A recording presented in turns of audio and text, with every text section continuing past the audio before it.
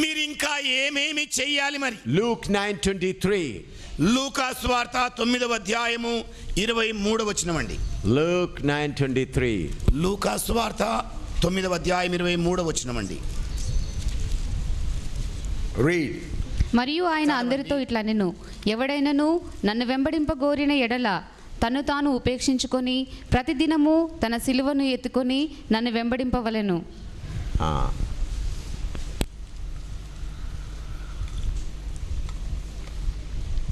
Here it says, if anyone desires to follow me, ఇక్కడ రాయబడినది ఏమిటంటే ఎవడైనను నన్ను వెంబడింప కోరిన ఎడల he has to forsake himself. అతడు తన్ను తాను పరిత్యజించుకోవాలి. Forsake personality. మరి వ్యక్తిత్వాన్ని వదులుకోవాలి. I am so and so. ఇదిగో నేను ఫలానా ఫలానా, I am from that family.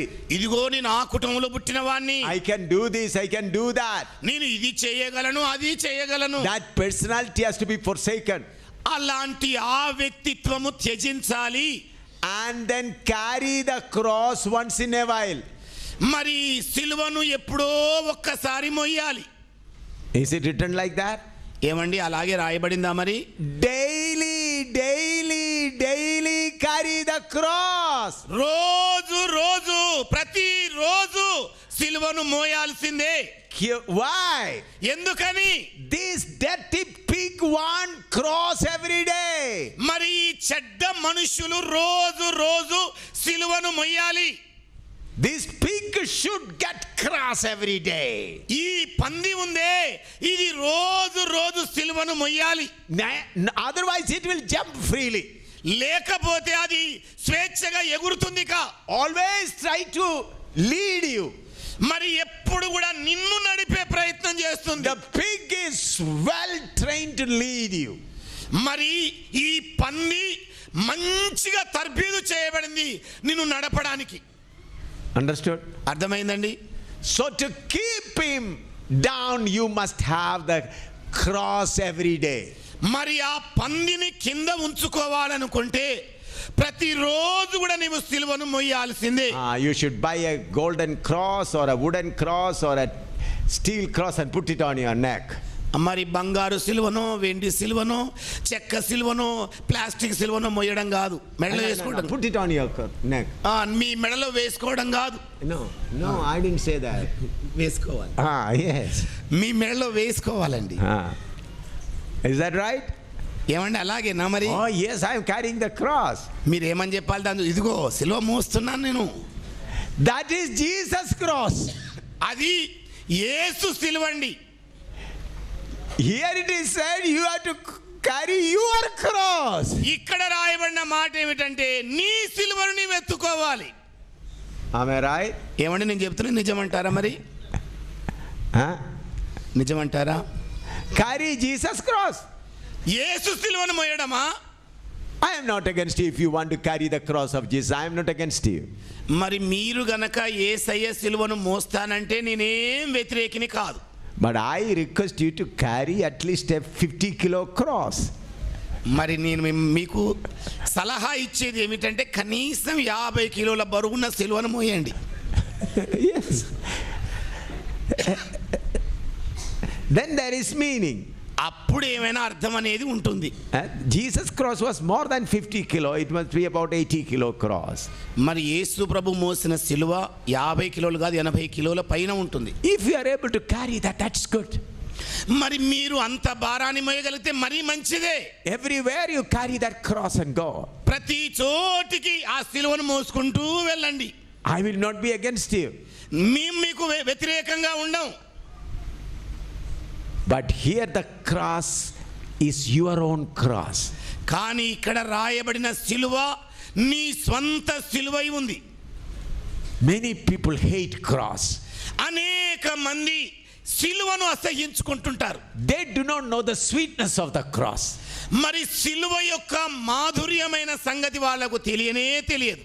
Therefore crying, Lord, Lord, I am like this, I am like this. They are all enjoying. ఎప్పుడు ఎప్పుడు కూడా ఏడు మొహం పెట్టేసి ఇట్లా తగలబడింది నా జీవితం, ఇట్లా పాడైపోయింది, ఇట్లా ఉన్నానని ఎప్పుడు ఏడుస్తూనే ఉంటారు. They are enjoying. నా లోపల సంతోషమే లేదు. They are enjoying.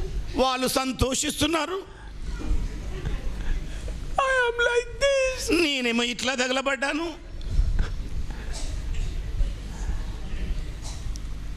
See, when you reach heaven, చూడండి, మీరు ఎప్పుడైతే పరలోకానికి వెళతారో the first thing you will tell Jesus, Lord, thank you for the cross that you have given to me. మీరు ప్రభువుతో చెప్పబోయే మొట్టమొదటి మాట ఏమిటంటే, ప్రభువా నీవు సిలువను నాకు ఇచ్చినందుకు నీకు స్తోత్రములయ్యా. You thank you, God, for the cross you have given to me. మరి నీవు నాకు అనుగ్రహించిన సిలువ కొరకై నీకు కృతజ్ఞతలు తెలియజేస్తున్నా. That cross trained me.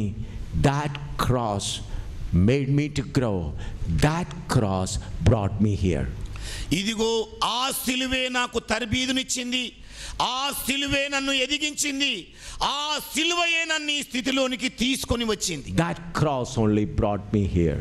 ఆ సిలువయే నన్ను ఇక్కడికి తీసుకొని వచ్చింది. Those who are on the path of God, there is not a single person without a cross.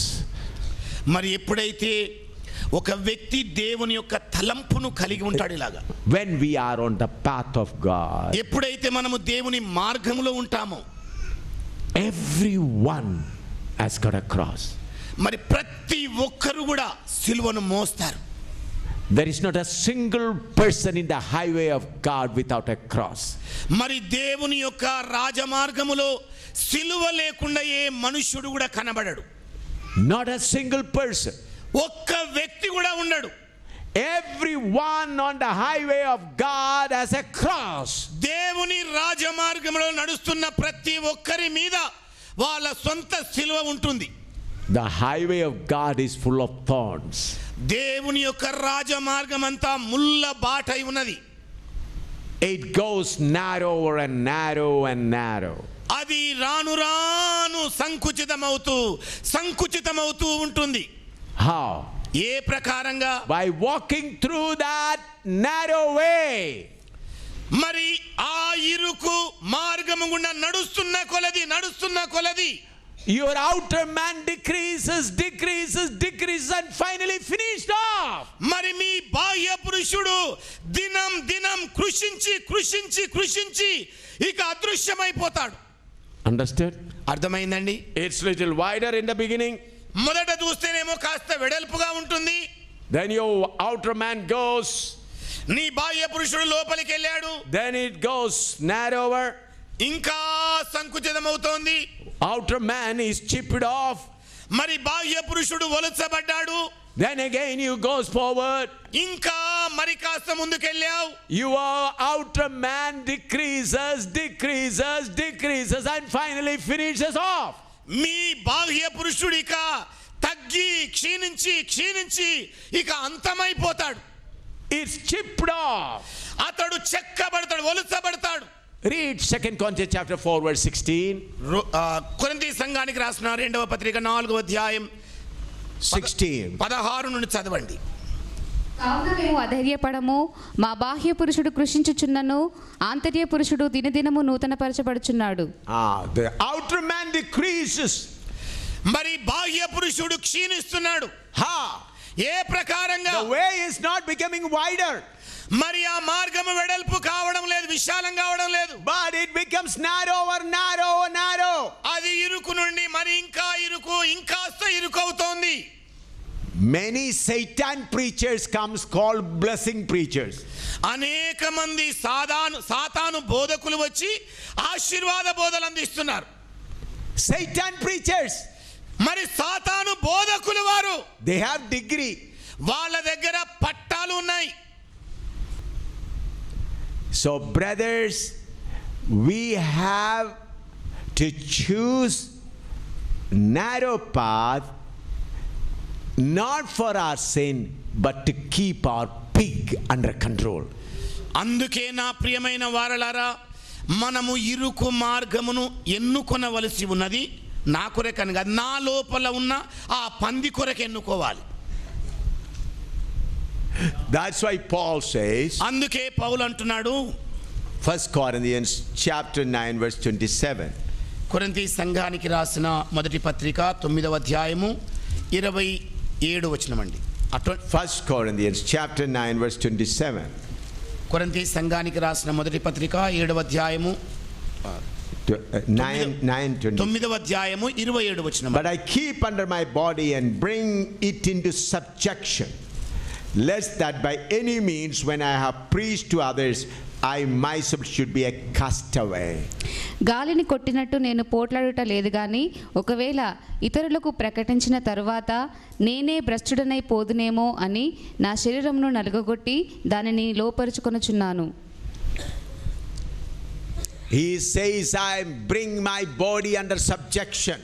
ఆయన అంటున్నాడు, నా శరీరమును నేను వశపరుచుకుంటున్నాను. That by any means, after preaching to others, I became a castaway. నేను ఇతరులకు బోధించిన పిదప నేనే భ్రష్టుడనై తొలగిపోదునేమో అని భయపడుతున్నాను అంటున్నాడు. So, beloved, if you are a pilgrim marching on to Zion, ఒకవేళ ప్రియమైన వారలారా, మీరు సియోను మార్గంలో ఒక యాత్రికుని వలె నడుస్తున్న వ్యక్తులవుతే, choose narrow path. ఇరుకు మార్గమునే ఎన్నుకోండి. Then only flesh, your pig, will be brought under control. అప్పుడు మాత్రమే శరీరత్వం అనే ఆ పంది మీ వశములోనికి తేబడుతుంది. Galatians 5:24. గలతీలకు రాసిన పత్రిక 5వ అధ్యాయము 24 వచనం అండి. Galatians 5:24. గలతీలకు రాసిన పత్రిక 5వ అధ్యాయము 24 వచనం. And they that are Christ have crucified the flesh with the affections and lusts. క్రీస్తు యేసు సంబంధులు శరీరమును దాని ఇచ్చలతోనూ దురాశలతోనూ సిలువ వేసి ఉన్నారు. Do you hear that word? ఏమండి, ఆ మాటలు మీరు విన్నారా? మరి Those who are of Christ క్రీస్తు సంబంధులైన వారు crucify their flesh with all lust. మరి వారికున్న సమస్త శరీరేచ్ఛలతో సిలువ వేసి ఉన్నారు. Why? ఎందుకని? They want to keep their pig under control in a cage every time. మరి ప్రతి క్షణం ప్రతి సమయములో వారి లోపల ఉన్న పంది స్వభావాన్ని పంజరములో ఉంచాలనుకుంటున్నారు. You know, when you go to the zoo, you can see lions and tigers. మీకు తెలుసు కదండి, జంతు ప్రదర్శనశాలలోనికి వెళ్ళినప్పుడు సింహాలను, ఏనుగులను, పులులను చూస్తుంటారు. How they are kept there? ఏ ప్రకారంగా అవి అక్కడ ఉంచబడతాయి? They are put in a cage. అవి బోనులో ఉంచబడతాయి. Similarly, your flesh lion should be kept in a cage. అలాగే మీ శరీరత్వం అనే సింహము కూడా బోనులో ఉంచబడాలి. For the lions, they go and give food. మరి సింహాలకు వీళ్ళు వెళ్ళి ఆహారం అందిస్తుంటారు. But for the flesh, it doesn't need food at all. మరి శరీరత్వానికి భోజనమే అసలు అవసరం లేదు. Is such a personality, it lives without food. అది ఎలాంటి వ్యక్తిత్వం అంటే భోజనము లేకుండానే బ్రతుకుతుంది. It doesn't need food. దానికి అసలు భోజనమే అక్కర